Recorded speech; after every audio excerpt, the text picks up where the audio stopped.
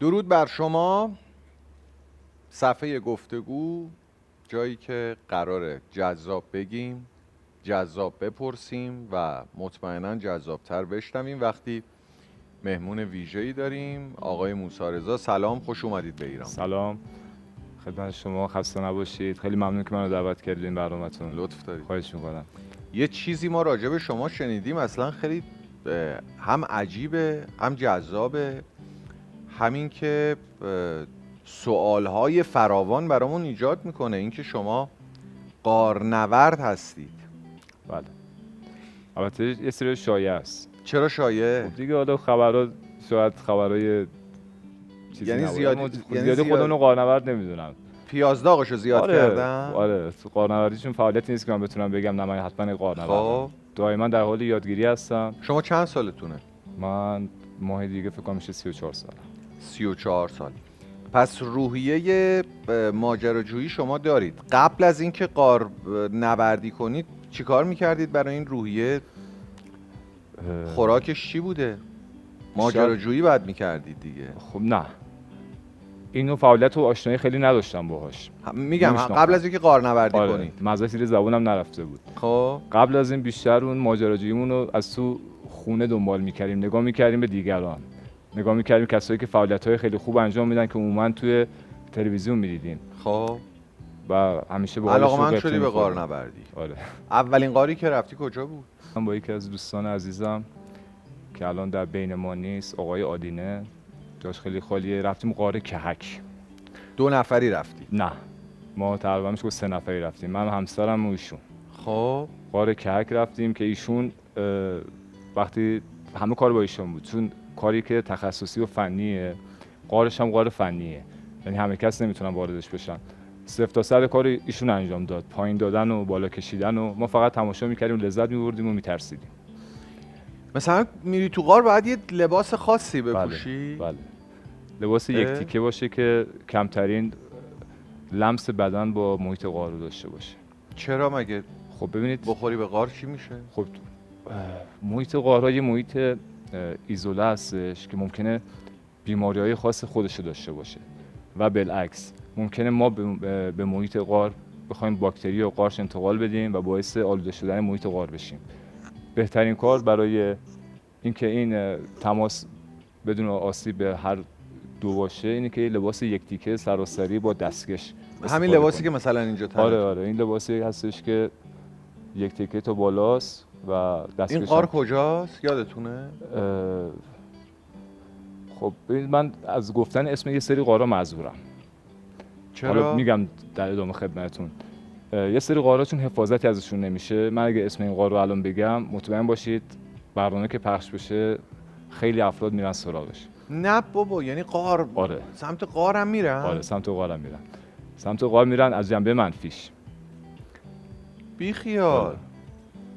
خب با هم بریم. خب کی میره غار آخه؟ ترسناک نیست واقعا؟ مثلا همینجوری باشید. افراد عادی نمیرن. خب از این جهت میگم اسمشو نمیگم، چون که خب اونایی که بشناسن غارنورد و معمولا حالا فعالیت منو دنبال میکنن این غار میدونن کجاست، ولی افراد عادی که آشنایی ندارن کلا با فضای غار، از این استالاگمیتایی که از غار آویزونه یک نشونه‌هایی برای خودشون میسازن، میگن خب عجب غار زیباییه، اینجا حتما یه گنجی داره و میرن و تخریب میکنن. گنج داره؟ نداره ولی میگن. چون همین غار ما شاهدش بودیم، یعنی الان تو این عکس‌ها نیستش که شاهد حفاری هستیم تو این غار. یعنی حفاری کردن که برن گنج گیر بیارن تو غار. آره. بعد ما غار همیشه من ذهنیتم این بود که غار رو به صورت افقی میریم. اینجا چجوریه شما؟ خب غارهایی که تو کوهستان هستن و ما بهش دسترسی داریم، خب خیلی غارهای انواع مختلفی داره که حالا شاید تو ایران نباشن، ولی این مثلا غارهایی که هستن، حالا اون غارهایی که تو استان مرکزی عمده فعالیت ما اونجا صورت میگیره بیشتر به صورت چاه هستن، لزوما نه اینکه حتما بعد شما افقی برید. هستن غار توریستی چال نخجیر هست که شما تا یه حدودی میتونید افقی برید بدون که بخواید تجهیزات خاصی نیاز داشته باشید و گردشگر میره، ولی این غارها تجهیزات و دانش فنی لازم رو میخواد که بتونی از این تجهیزات استفاده کنی و فرودهای زیاد داشته باشی. حالا این غار که فرودهاش مثلا 20 متر و 30 متر و ایناست، ولی شما شاید بخواید توی چاه نزدیک 500 متر فرود بری تا برسی به کف چاه. این ابزار نیاز میشه، اون طناب و سایر تجهیزاتی که ما استفاده میکنیم و باش وارد غار میشیم. حالا اینکه جالب بود گفتید که میرن تو غار دنبال گنج. منم حالا اسم غار رو نمیگم، آره نگید، ولی خبرشو دارم که توی غار گنج پیدا شده بود 6-7 سال پیش، بیشتر حتی، شاید 10 سال. آره پیدا شده. خب اون غار باعث شد که اگه اشتباه نکنم همون غار مشترک ما باشه که صحبتش میکنیم، اون غار باعث شد که دید عموم مردم و اصطلاحاً گنجاب‌ها به سمت غارها معطوف بشه. چون این غار توش گنج بود، حتما تمام غارهای ایران داخلشون گنج هست و بدون استثنا تو تمام غارهای ایران ما آثار حفاری می‌بینیم. غارهایی که در دسترسن. حفاری یعنی چی؟ یعنی مثلا با بیل و کلنگ، شاید هم با موتور برق، شاید داره با بیل تخریب میکنن، یعنی غارو ساختار غارو به هم میریزن. با موتور برق که خبرشو دارید که چند نفری با موتور برق رفته بودن حفاری کنن، اون تو گاز موتور برق گرفته بودشون. آره شاید جونشون رو از دست دادن. آره گنجابا زیاد حادثه میدن، برعکس غارنوردا که کمترین حادثه رو میدن، ولی گنجابا متاسفانه سالی شاید 40-50 نفر بندگان خدا. از این غار وارد میشید، ابتدا تاریکی محض دیگه، نه؟ بله. یه پیچ که بخوره، ساختار غار طوریه که شما یه پیچ که بپیچی شاید به فاصله 5 متر نور کلا از بین میره، صدا هم شاید نرسه، بیسیم هم دیگه کار نمیکنه. خب و صدا هم نمیاد. معمولا صدا نمیاد، حالا بستگی به ساختار غار داره. صدای چیک آبی، صدای چیزی، همون محیط، صدای محیطه. صدای محیط خیلی ترسناک میشه. خب نه ترسناک نیست برای کسی که شما بار اول نه ببین بار اول که رفتی و یادت بیاد. آره. من بار اول که میرفتم پایین نگاه میکردم، با اینکه 5-6 متر بود، خب سیاهی مطلق بود، خب ترسیدم، ولی مطمئن بودم که دوستم داره کار درست انجام میده. اگه مثلا این چراغ قوتون خاموش شه، نمیدونم نم زیاد یا خراب شه، خب ببین برای یک غارنورد چراغ قوه یک ابزار حیاتیه. غارنورد رو باید 2 تا چراغ قوه داشته باشن، یکی که رو پیشونیشون استفاده میکنن، یه دونه هم که همراهشون هست، معمولا از گردن آویزان میکنن که باتری خور باشه و باتری زیاد هم به خودشون ببرن، چون اگر شما 1% احتمال این بدین که نورتون از بین بره، دیگه نمیتونید مسیر رو پیدا کنید. حتی اگر دهانه ورودی غار 5 متر اونورتر باشه یا یه پیچی داشته باشه، اصلا شما دیگه نور رو نمیبینید، همونجا میمونید، تاریکی مطلق. یه جای تاریک با همون چراغ قوه‌ش هم به نظرم وحشتناکه. این سایه خود آدم ترسناک میشه، سایه خودت. آره نه ترسناکه. خب فوبیای تاریکی و اینا هست دیگه. آره. و خیلی ازش میترسند. خب شاید منم بترسم، ولی اونقدری که من بیرون از تاریکی میترسم، داخل غار به هیچ وجه نمیترسم. یعنی شاید پیش اومده فاصله من با افراد تیم خیلی زیاد بوده، اون ترسای بچگی که حالا داشتیم تاریکی و حالا به هم وصل هستید؟ بگه افراد دیگه به هم وصلید یا نه؟ کسی به کسی وصل نیست. با هم با یه تنابی چیزی به هم وصل باشه. ببینید غارهای افقی که نه، غارنوردا یه قابلیت دارن بعد از چندین بار تجربه معمولا مسیر رو گم نمی‌کنن.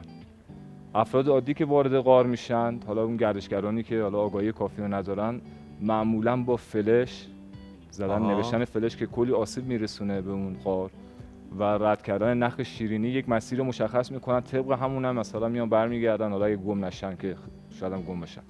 ولی غارنوردا فرقشون با آدم عادی اینه که میبینن، خوب میبینن، چه جلوشون و چه پشت سرشون رو با دقت بررسی میکنن که وقتی میان از کجا اومدن، وقتی تو مسیر بودن 1/3 مسیر چه شکلی بود، ادامهش چجوری بود، برگشتش هم همون حفظ میکنن. بعد از چند بار تمرین و قرار گرفتن تو محیط چشماشون عادت میکنه. ما تا حالا سابقه نداشتیم گم بشه کسی. اینجا الان کجا؟ اینجا غار توریستی باید باشه به خاطر این زیر ساختایی که توش فراهم کردن. ممکنه غار کتل خور باشه، مطمئن نیستم. اگه اینجا غار کتلی خوره در زنجان. خب اگر مربوط به ایران باشه. بله غار خب ببین این کتلی خور در زنجان. آره غار توریستی برای کسایی که دوست دارن محیط غارها رو تجربه کنن. برای ما جذابیتی نداره. برای شما جذابیتی نداره؟ برای ما جذابیتی نداره. ولی خب بسیار غار زیبایی است. غار کتل خور نزدیک به 30 کیلومتر طول داره. خیلی. غار غیر توریستی هم داریم دیگه ها. آره. بیشتر غارها باید غیر توریستی باشن دیگه. بله. تمام غارها غیر توریستی هم و باید غیر توریستی هم بمونن. آها. این غاری که الان توریستیه چرا برای شما جذابیت نداره؟ ببینید مال غارنوردی یه بخشش بحث ماجراجوییه. این دیگه آسون شده. این هم نه، این هم جذابیت برای ما داره. حالا این غار کتلاخور که ما فعالیت نداشتیم ولی دوستانمون که فعالیت داشتن، خب این مسیر تا یه حدودی مردم میتونن برن. از یه جایی به بعد مردم نمیتونن برن. حالا به خاطر ساختار غار اجازه ورود ندارن و نباید برن. حالا بین‌سازی نشده، ایمن‌سازی نه اجازه نمیدن، نباید اجازه بدن. آها یعنی اونجا غار یکی رو گذاشتن که کسی نره. آره دیگه، حالا یا بستنش، در گذاشتن، حالا هر کاری کردن. ولی خب غارنوردا وظیفه‌شون همینه. الان مثلا این غار کتلاخور دوستان ما میرن ادامه مسیر رو اکتشاف میکنن، ببینن کجا راه داره، آیا این 30 کیلومتر یا باز ادامه داره، ممکنه باشه 40 کیلومتر. کی باید بیاد نگاه کنه؟ کی باید بیاد نظر بده و پیدا کنه؟ غارنوردا باید برن این فعالیت رو انجام بدن. خب مردم عادی نمیتونن، هیچ کسی دیگه نمیتونه. من یه سوال دارم، غارنوردا بابت این قضیه مثلا پول میگیرن؟ میرن نه اکتشاف کنن؟ همش داوطلبانه است. جدی؟ یعنی این همه وقت میذاری خطر؟ خیلی وقت میذاریم، جون آدم در خطره. آره. خب پس چه جوری شغلتون پس چی میشه شما؟ خب ما اصلا شغلمون چیز دیگه ایه. ببین تحصیلاتمون هم چیز دیگه ایه، اصلا مرتبط نیست. شغلمون هم مرتبط نیست. بعد غارنوردا این کارا رو روی عشقشون انجام میدن. خب شما شغلتون طوری هست که یعنی این فرصت رو پیدا کنید که خب فقط چند روز تعطیل، کارمندید شما؟ نه من شغلم آزاده. شغل آزاد. آره خب. شغل آزاده. روزهای تعطیل، روزهای جمعه دیگه ما رو پیدا نمی‌کنید. خانواده الان شاید چند وقت باشن، پدر مادر مثلا صبح چه ساعتی راه میافتید؟ 4 5 بستگی فصلش داره. خب میرید سمت غار؟ میریم 1 2 برمیگردیم. یک دو شب یا آره. یک دو شب. آره شاید هم زودتر. معمولا چون میگم عمده فعالیت ما تو استان مرکزیه. خب استان مرکزی غارنوردای خوبی داره که حالا ما به عنوان یکی از اعضای کوچیکش هستیم، همون منطقه رو بررسی میکنیم. حالا هم پیش میاد که بخوایم بریم خارج از استان غار اکتشاف کنیم، ولی خب عموما تو این چند ساله بیشتر تمرکزمون رو استان مرکزی بوده. این غار رو که البته همه میشناسن دیگه. فکر کنم علی صد باشه. بله غار علی صد در همدان. آره بله اینجا رو دیگه اسمشو میشه گفت. آره این علی صد همدان باید باشه.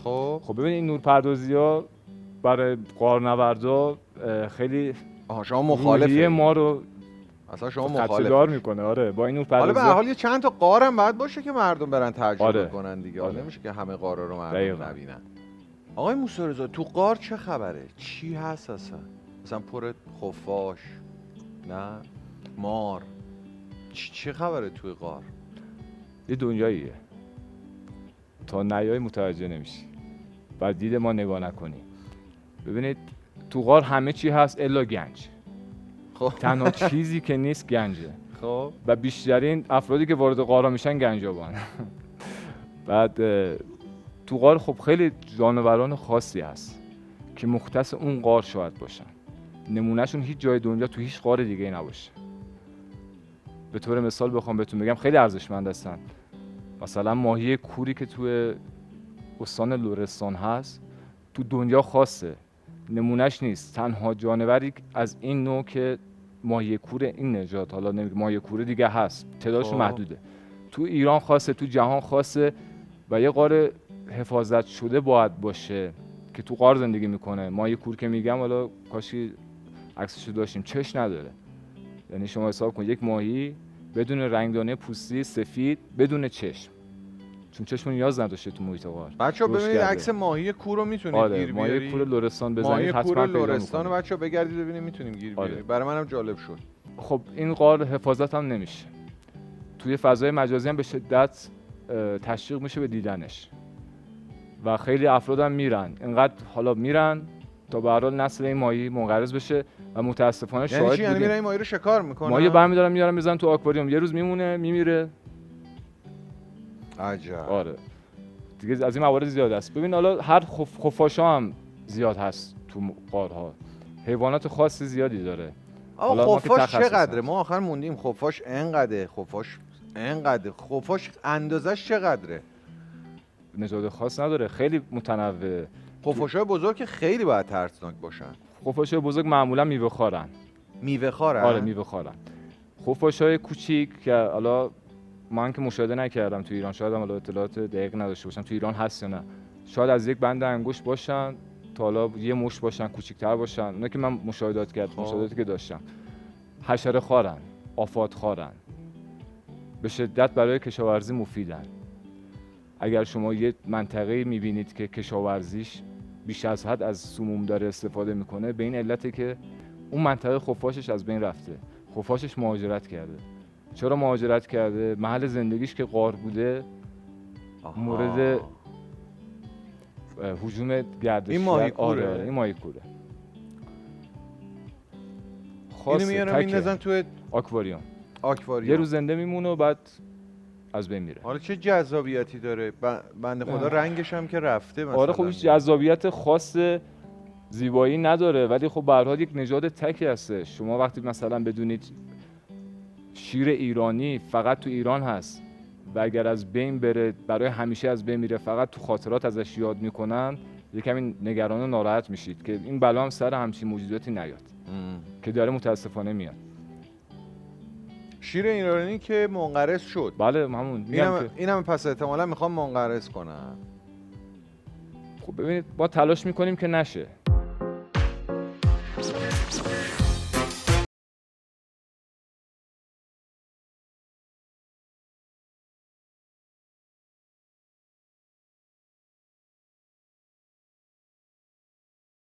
هم با ایران بین در خدمت شما هستیم. من دوباره دلو زدم به دریا و اومدم یک کار پرخطر دیگه انجام بدم.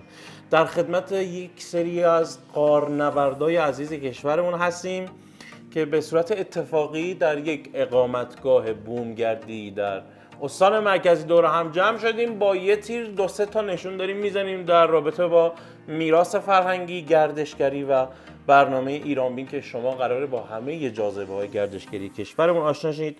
مثل اینکه رسم غارنوردا اینه که باید رو کنده زانو بشینیم. من سختمه. یه توضیح هم اگر دوستان رو مشاهده کنید، این ساگ‌های غارنوردی هست. هر کسی که بار اولش مثل من باشه یه ساگ کوچیک بهش میدن. کوله هم کوچیکه، ولی کوله دیگران رو ببینید خیلی هم که کوله اصلا احتیاجی ندارن. شما چقدر شبیه آقای سیلوستر استالونه هستین استاد؟ نه ورزشکار بوکسور بود، رامبو، راکی.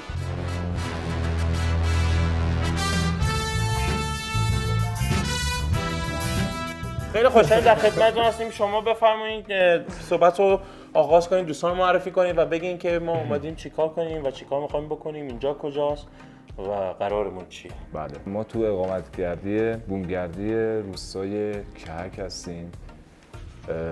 آقای حاج علی دیار روستا هستن و مدیریت این بومگردی رو در اختیار دارن. یه حسنی که داره اینجا، ما حالا همیشه وقت میایم که به عنوان تیم غارنوردی وارد این غار بشیم، اینه که این اقامتگاه اینجا هستش. ما از امکاناتش استفاده میکنیم و هم برای استراحت هم برای راهنمایی، و چون ایشون دیار اینجا هستن و مدیریت این غار با ایشون هستش، با حضور ایشون وارد غار میشیم. الان تو این غار هم که میخوام بریم آقای حاج علی هستن با همون و راهنماییمون میکنن برای ورود به غار، و ایشون دوستانم که میبینید دوستان من هستن، مربی من آقای همسی، آقای عیسی آبادی، آقای داداش کایکو. بله چون دستاتون رو بیارین جلو. ایشون یه سری دستمال دارن که وقتی میبندن قدرتشون چندین برابر میشه. من خیلی رو کمک ایشون حساب کردم بابت من قراره با ایشون غارو بنوردم. دستمال قدرتتو بگیر کایکو.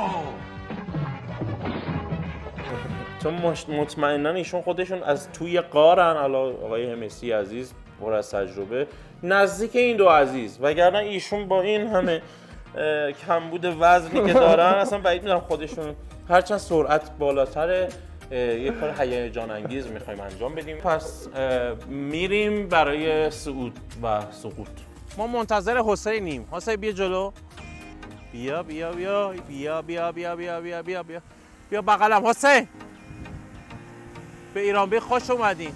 میگن توی کوه هر 1 ساعت 10 دقیقه استراحته، قهرمانا میگن.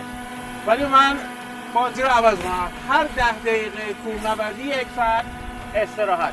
به امید دیدار ایران بینا ببینی.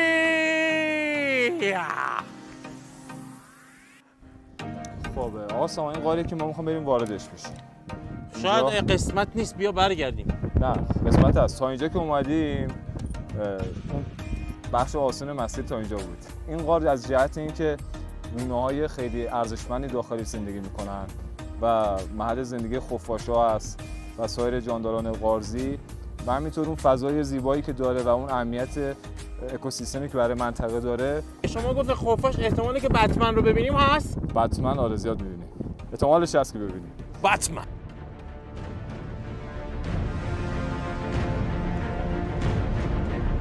بریم برای افتتاحیه. بریم آره. آقای مسی مربی ما. آقای مسی. مسی یه لحظه فکر کردم گفت آقای مسی. واقعا آقای مسی هم حتما یه استاد مثل آقای آره. مسی. از آقای مسی کارشون بیشتر درسته. احتمالاً هم دارن.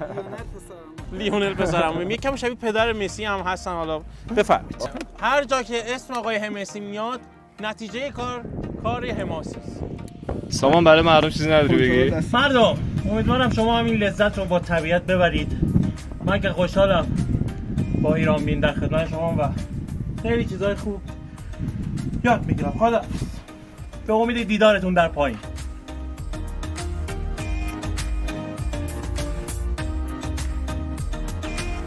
سلام. امیدوارم که سقوط هم خوب باشه. ممنونم که با ما تو غار. بهتره که دست نزنی. باشه. لمسمون خیلی به محیط غار نباشه. باشه میشه تو رو بگم. دستمو بگیر. من هستم.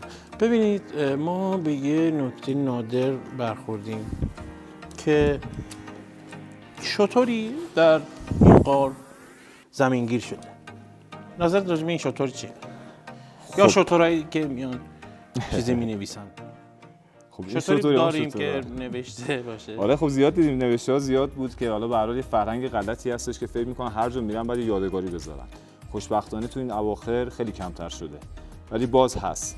این رنگی که اینجا نوشته میشه این رنگ سمیه واسه محیط اینجا بسیار خطرناکه. نباید این کار می‌شده. این هم که می‌بینید ساختارش آهکی غار طی حالا چندین میلیون سال به این شکل در اومده. آب از بالا چکه کرده و این استالاگمیت‌ها از پایین تشکیل شده. استالاگمیت. این که از پایین تشکیل میشه و به سمت بالا میره استالاگمیت و اونایی که از سقف آویزون میشن استالاگمیت. خب نه تنها که غار برای ما هیچ آسیبی نداره یا ضرری نمیرسونه، بلکه این ماییم که متحمل ضرر برای غار هستیم. شما بیشتر توضیح بدین ببینید چی شده این سوراخ‌ها برای چیه؟ مثل جوش‌هایی هستن که ترکیده شده و زخم شده. خدمتتون عرض کنم این استالاگمیت‌هایی که حالا قبلا تشکیل می‌شده با قطرات آبی که از سقف میچکیده، حالا تو زمانی که بارندگی‌ها بیشتر هستش مقدار آبی که میچکه خیلی بیشتره، یعنی این حالت آبشاری شکل داره. اینا در حال تشکیل بوده و به اون حالت نوک‌تیز اون هرمی داشته تشکیل می‌شده. ولی الان توی سال‌های اخیر حالا با وجود افرادی که زیاد اومدن و تغییری که تو آب و هوا و اسیدی بودنی که به وجود اومده باعث شده که این قندیل‌ها می‌بینید همه دارن خورده میشن، یعنی به سمت پایین داره فرو میره. متاسفم. یه سری جاهاش هم شکسته شده. ببینید الان این بر اثر ضربه شکسته شده. این قبلا شکل گرفته بوده. اینا رو شاید یه سری گردشگر ناآگاه شکوندن به بهانه اینکه زیبایی داره با خودشون بردن بیرون. وای وای وای. ولی اون زیبایی فقط اینجا معنی داره. این قندیل تو خونه هیچ گونه زیبایی نداره. بردن تست کردن. بله کله قندی‌ها رو دیگه اصلا تولید هم نمی‌کنه دیگه، الان همه رو میشکنه. تمام زیباییش فقط در خود غاره. بیاید اینجا ببینید. نوروزی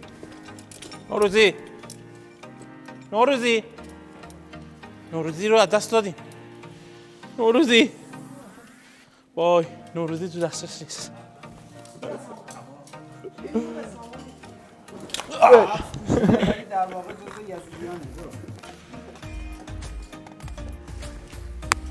من برای چی باید از لای این سنگ بیام؟ اگه این سنگی که منو ببلعه چی؟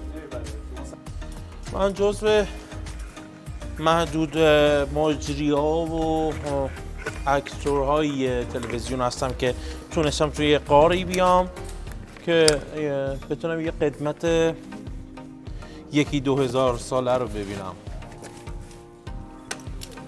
ما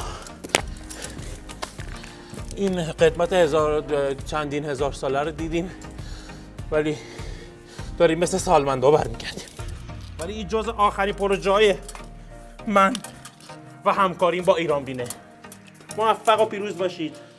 من سامان گوران، یه خفاش جدید تو زندگی و شما خداحافظی میکنم.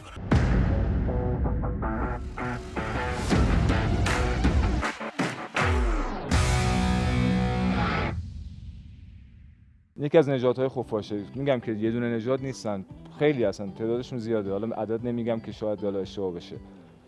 و حالا الان میگه عدد نمیگم، میرن خفاشا رو نه دوباره میارن. قارو نمیگم ولی عدد آره اسم اینا رو میگم. تفلک خیلی. حالا اینا هم یه مسئله در مورد خفاش خفاش صحبت کردیم، بذارید اینو بگم. من ندیدم توی تلویزیون در موردش صحبت بشه. در مورد خفاش. در مورد خفاش و لطمه‌ای که خفاشا خوردن از ما انسان‌ها. آها. اون مسائل کرونا رو که ثابت شده که اصلا خفاش ربطی نداشت. ربطی نداشت. اون ثابت شده.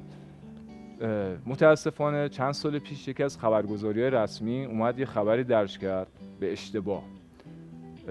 لونه بلبل کوهی رو اشتباه گرفتن. حالا نمیدونم خبر چجوری شد، ترجمهش اشتباه بود، هر چیز بود، به اسم لونه خفاش خبر اومد بیرون که لونه خفاش ارزش داره، میخرن، جیوه داره، فلان داره، اینجوری داره. همون کسایی که الان به دنبال گنجن، به دنبال یک شب پولدار شدن هستن و بدون هیچ گونه پشتوانه علمی میرن غارها رو تخریب میکنن، همون موقع همین افراد که باید از همین صنف باشن بدون هیچ گونه پشتوانه علمی رفتن سراغ خفاش‌ها که لونه خفاش‌ها رو بردارن و بیارن بیرون. به چه دردی میخوره؟ حالا بذارید بهتون بگم. حالا نمیخوام بهتون بگم. تا اینجا رو توجه کردید. لونه خفاش. خب خفاش اصلا لونه نداره. همینو می‌خواستم خفاش لونه سازی نمیکنه. خفاش از سقف آویزون میشه. خب همونه. بله. هیچ چیزی دیگه نه چیزی دور خودش میسازه، نه اصطلاحاً خونه‌ای برای خودش درست میکنه. تو جمعیت‌های کوچیک و بزرگ خفاش تو سقف جمع میشن کنارم، زاد و ولدشون، خواب زمستونیشون همه اونجاست. اینجا که خیلی مظلوم افتاده. آره بعد سر همین لونه سر این همین مثلا قضیه اندازش چقدره؟ ببخشید حرفتون من نمیدونم، اینو بعد مقیاسشو زدن کنارش، بعد خیلی کوچیک باشه. خیلی عکس هنری و آرتیستیکیه دقیقاً. اینجا. ولی این خوشگل بود، اون قبلیه اونم خوبن، اونم به درد بخورن. بعد میگن خفاش چشم نداره، کوره، پس این نه که خفاش میبینه، خفاش میبینه تا اونجا که من میدونم. پس چرا میگن با یه سری فرکانس راداری شنواییش خوبه، رادار میده برمیگرده میفهمه که کجا. احتمالاً به خاطر تاریکی، در واقع آره در تاریکی از همون شرایط تاریکی باعث شده که این حیوانات اینجوری تکامل پیدا کنن. اون ماهی قارزی که دیدید، ماهی کوری که دیدید، به خاطر تاریکی اونجوری تکامل پیدا کرده. اگر این بیرون بود، یه رودخونه به فاصله 5 کیلومتر بیرون تر بود از غار، خب میشد مثلا ماهی قزلالا. اونجا رفته، اونجا اینجوری تکامل پیدا کرده. یه سوء تفاهمات باعث شد که هجوم افراد به غارها باعث بشه که یه جمعیت از خفاش‌های ما اون سالها از بین برن. یعنی میرفتن رعایت نمی‌کردن، سر و صدا، دیوارو بکن، اونجا رو بکن، مثلا فرضاً که مثلا این تیکه‌هایی از غارم میکنن، اینایی که مثل قندیل میمونه و اینا بکنن بیارن بیرون. آره میکنن دیگه همچنان میکنن. اون به چه درد میخوره؟ من بیارم خونم. اون فقط توی غار زیباست. بله. به هیچ عنوان بیرون از غار جذابیتی نداره. یه سنگ معمولیه. وقتی تو غار قرار میگیره اونجاست که جذابیت میده، اونجاست که شما درک میکنی زیبایی اینو، ولی بیرون معمولا هر کس هم میاره بعدش پشیمون میشه. افرادی که حالا ما بعضی صحبت میکنیم باهاشون بی خود آره وردن نگاش کردن دیدن چی درد میخوره، هم پرش کردن تو مسیر هستن بیرون. مثل لالای واژگون که میچینن میارن. بس ما به غارم رحم نکردیم، یعنی غارا. خب آره ما رحم نکردیم. حالا فعالیت غارنوردی اصطلاحاً دوستان به کار میبرن. یه سری غارنوردای معمولی داریم، یه سری غارنوردای اصطلاحاً مسئولیت پذیر. غارنوردای معمولی فقط میرن نگاه میکنن، عکس میندازن، کیف میکنن، میان بیرون. مثل یک گردشگر، ولی فرقش اینه که گردشگر حالا پیاده میره، کار فنی انجام نمیده، ماجراجویی خاصی حالا به اون صورت انجام نمیده، ولی اونا میرن یه ماجراجویی داره، یه تنابی هست و فرود و صعود و ارتفاع و حالا براشون جذابیت داره. یه تعداد کمی از این افراد غارنوردان مسئولیت پذیر هستن که اینا حفاظت میکنن. از همینایی که به شما گفتم از اینا حفاظت میکنن. براشون دغدغه است. داوطلبانه بدون اینکه بخوام پولی دریافت کنن، اسپانسری داشته باشن، تجهیزات گرون قیمت بهشون داده بشه، خودشون از روی عشقشون، از روی علاقهشون در کنار ماجراجویی که انجام میدن این فعالیت‌ها رو انجام میدن که یکیش مثلا نقشه برداریه. آها. ما الان عمده فعالیت‌های تیم ما نقشه برداریه. کار سختی هم هست. خیلی کار سختیه. بار نقشه برداری. آره.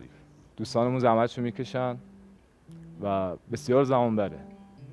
همون غاری که مثلا ما میریم نقشه برداری میکنیم، اگه یه غارنوردی با توانایی فنی مثل ما بیاد فقط هدفش دیدن و گشتن باشه، مثال میاد یک 5 ساعت 6 ساعت تمامش میکنه میره. گاهن ما یک روز تمام تو غار هستیم، کمتر. معمولا برنامه بعدی میکشه. ولی مثلا یکی از مواردی که رفتیم یه غار 110 متری بود که نقشه برداری کردیم که متاسفانه الان با خبر شدیم همین الان گنجابا توش دارن کار میکنن و تخریب گسترده‌ای دارن انجام میدن. خودمون اکتشاف کردیم، خودمون پیداش کردیم، خودمون تا اینتاش رفتیم و نقشه‌ش هم ارائه کردیم که طی مثلا 3-4 برنامه خیلی سخت و طاقت فرسا تو عمق 110 متری زمین کار انجام دادیم. با این گنجابا بخورید به تور هم دیگه میبینیمشون دورا دور، ولی تا حالا برخورد با هم نداشتیم. معمولا برخورد اگه داشته باشیم برخورد خوبی نیست. فیزیکیه برخورده. شاید بشه. آره. شاید بشه. خب آره. ولی مثلا همون برنامه که از رفتیم کجا میفهمید اینا گنجیابن؟ خب معلومه دیگه. غارنورد مشخصه، چهرهش، قیافش، لباسش. شما صبح که میرید توی غار غذاتون رو هم اونجا میخورید دیگه ها؟ تا شب بیاید بیرون. غذا معمولا غذای سنگین ما خودمون نمیبریم. غذایی میبرید که اونجا هم چیزی جا نذارید از خودتون. آره چیزی جا نذاریم. چون جا هم بذاریم باید با خودمون مثلا بیاریم. اونجا نمیشه رفت جوجه کباب درست کرد تو غار. نمیشه، ولی اگه شرایط گیری کنه باید براش برنامه داشته باشی که اینو بتونی منتقل کنی. و این کارو میکنی. یعنی چی؟ نفهمیدم. ببینید فضولات انسانی به هیچ وجه تو غار نباید بمونه. حتی مثلا آشغال کنه بماند. فضولات انسانی به هیچ وجه نباید بمونه، باید منتقل بشه. سر همین غارنوردا معمولا خیلی غذا نمیخورن. اصلا برای ورود به غار معمولا غذا زیاد نمیخورن، ریزه خواری میکنن، غذاهای مقوی میخورن که خسته و بادوم و اینا. ساعات زیادی میمونید اون داخل. خیلی آره. خودی باید انرژیمون رو حفظ کنیم. توی غار مار هم پیدا میشه. داشتم شعر میگفتم. تو غار مار پیدا میشه. مثلا میشه اینو بگیم، اینو 3 بار بگو. تو غار مار دیدم. تو غار دیدم. تو غار مار دیدم. توی غار مار هم باید زیاد پیدا بشه. ببینید نه، زیستگاه اصلی مارها تو غار نیست عموما.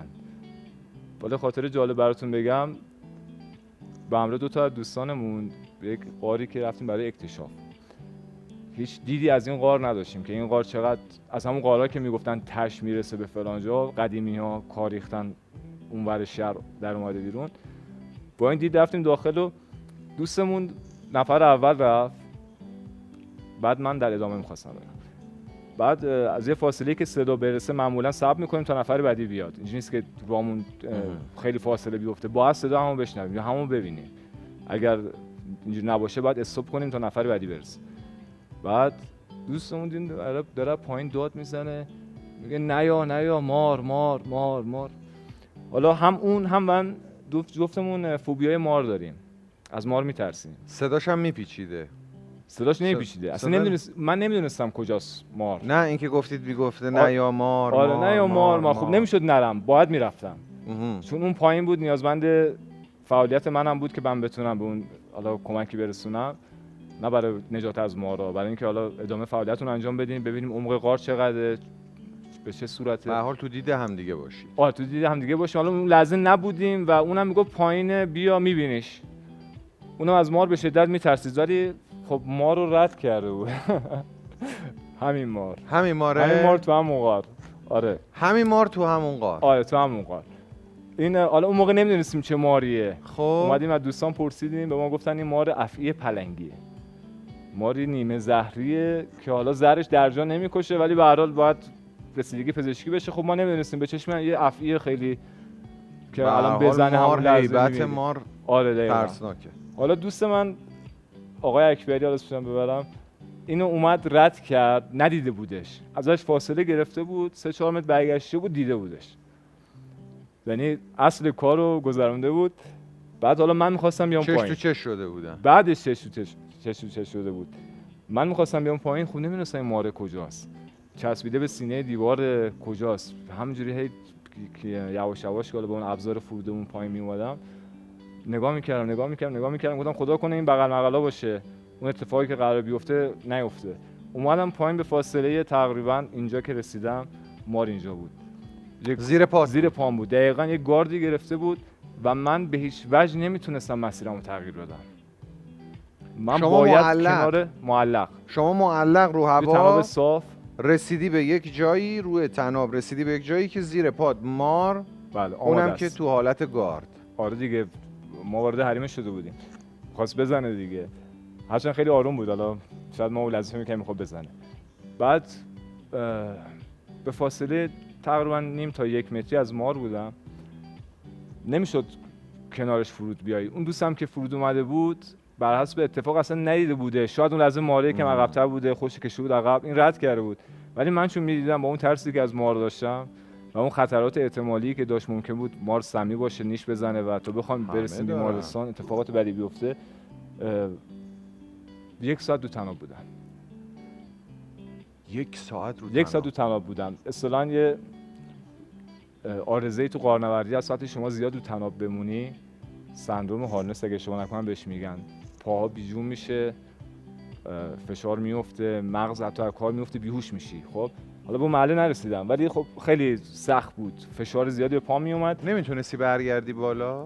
ببین اگه می‌خواستم برگردم بالا دوستم بعد اون پایین بهش همفکری میدادم، اونم بعد میاد بالا، نمیتونست تنها بره، اونم بعد با هم میاد بالا و این موزل رو داشت برای برگشتنش. خب حالا نه راه پس نه راه پیش. آره میتونستیم برگردیم ولی خب من این ریسکو نمی‌کردم چون نفر پایین بود، نمی‌شد ریسک کنیم، بعد ادامه مسیر رو میدادیم.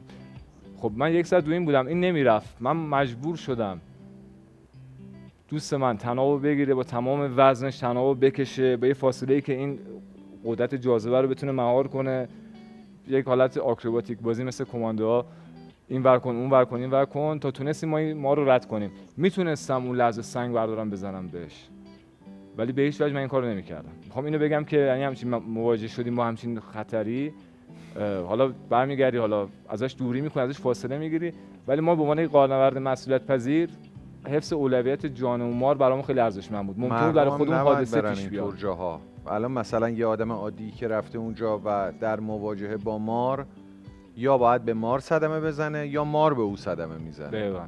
پس خب بعد جای مدیریت تفریح و اینا نیست. جای تفریح نیست. آموزش‌های فنی که می‌بینیم زیر نظر فدراسیونه، ولی تمام مطالب علمی، حفاظتی و غارشناسیمون از جای دیگه است.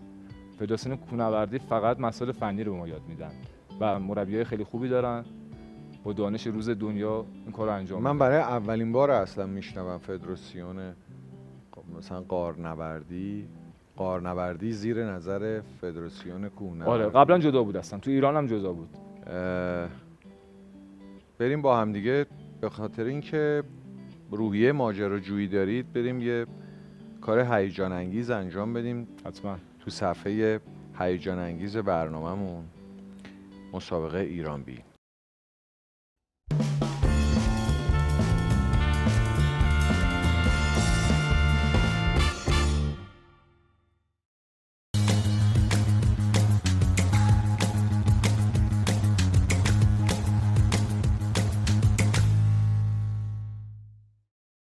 صفحه هیجان، صفحه مسابقه ایران بین.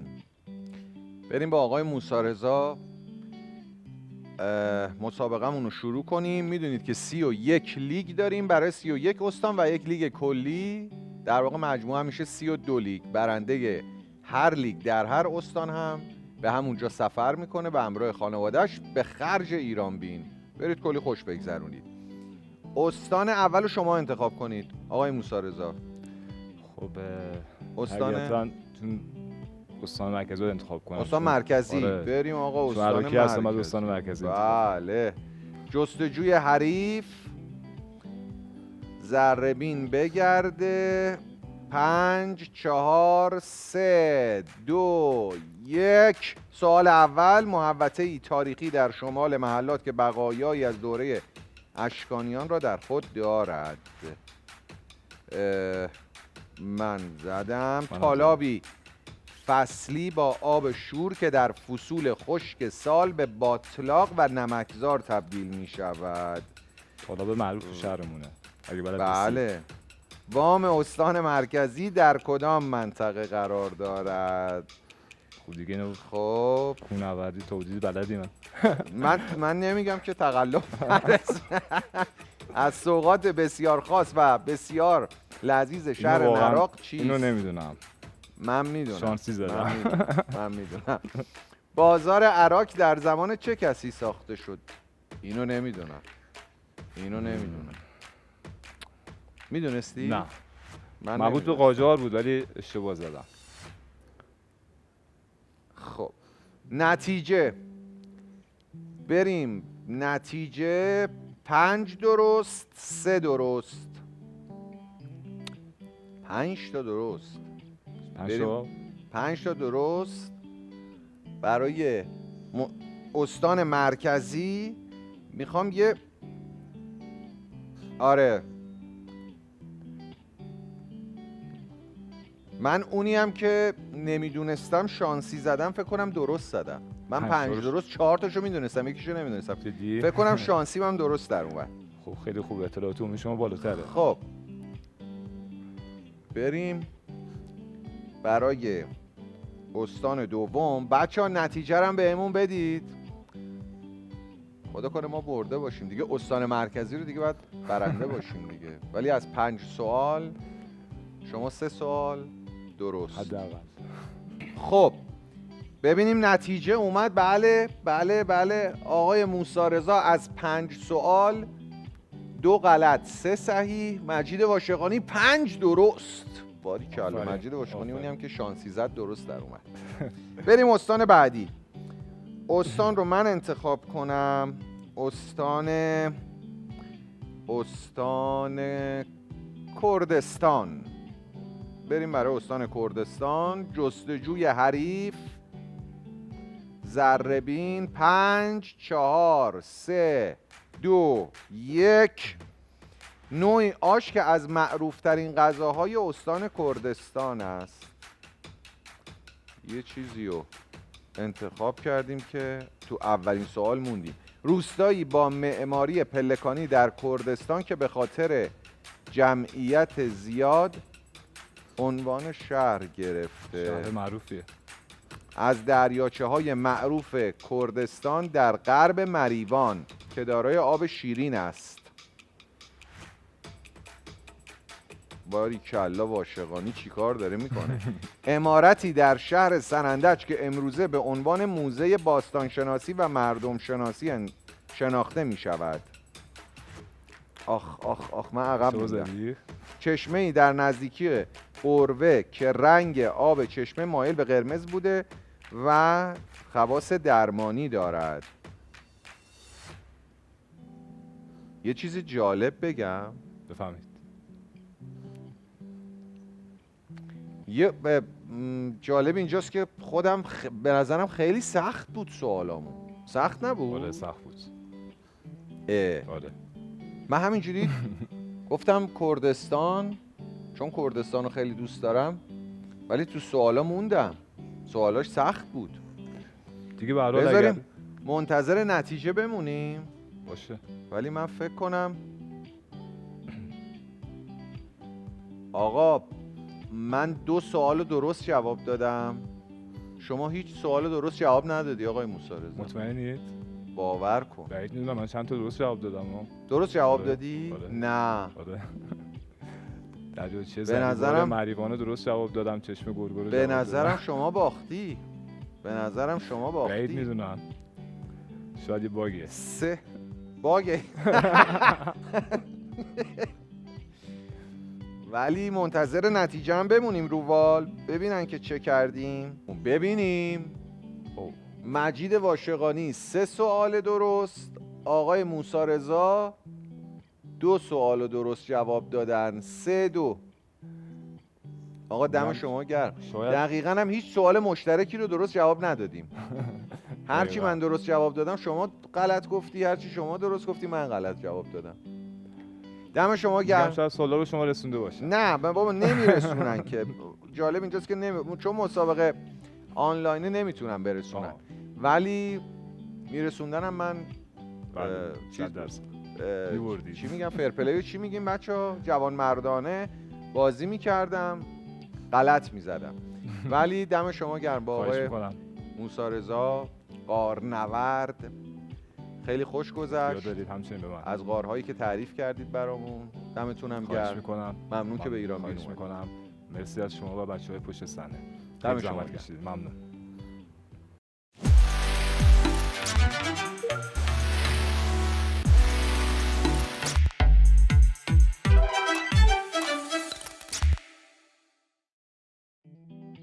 رسیدیم به صفحه آخر. گفتگو کردیم با یک غارنورد. برای من بسیار جذاب بود اینکه در غارها چه میگذره. مثل همون غار تنهاییمون بود، پر از اتفاقاتی که فقط خودمون میدونیم، خودمون میتونیم کشفش کنیم. اما نکته‌ای که مهمونمون گفت در مورد غارها، شنیدیم که به بهانه گردشگری، به بهانه سفر وارد طبیعت میشیم و متاسفانه تا میتونیم بهش صدمه میزنیم، اونجا رو خراب میکنیم. ولی نکته جالب این بود که متاسفانه غارها بسیار شکنندن و حتی مثل زمین نمیتونن خودشون رو احیا کنن. ما به بهانه ماجراجویی یا حتی به بهانه پیدا کردن گنج وارد این غارها میشیم و نمیدونیم که چه تخریبی از خودمون به جا میذاریم. متاسفم. پس قرار ما در ایران بین با شما، اگر ماجراجو هستیم احیاگر باشیم نه تخریبگر. ممنون که با ما بودید در ایران بین. شب خوش، خدا نگهدار.